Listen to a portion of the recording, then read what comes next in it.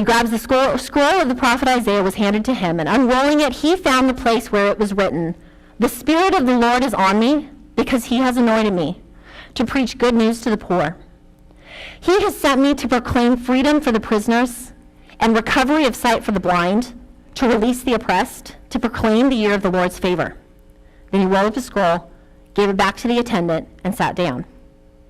The eyes of everyone in the synagogue were fastened on him, and he began by saying to them, "Today this scripture is fulfilled in your hearing."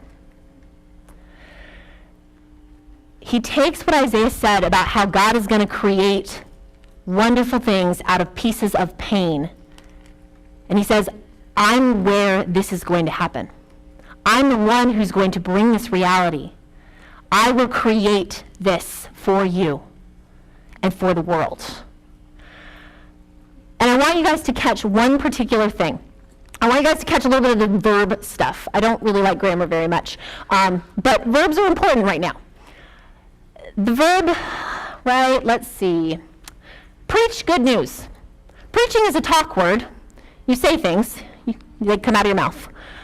He sent me to proclaim. Proclaiming is a talk word. You proclaim something out of your mouth.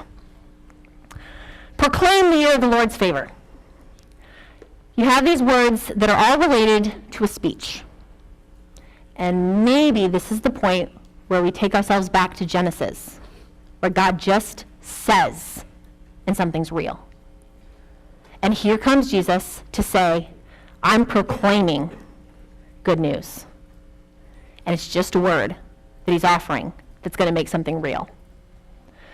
Now, in order for us to better latch onto this idea that it's just a word that causes God to create, that it's just a word that causes Jesus to say he's creating, I have a brief clip for you guys.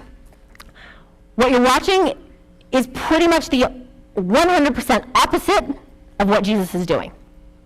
As Jesus proclaims, it stands in stark contrast to what we're about to see.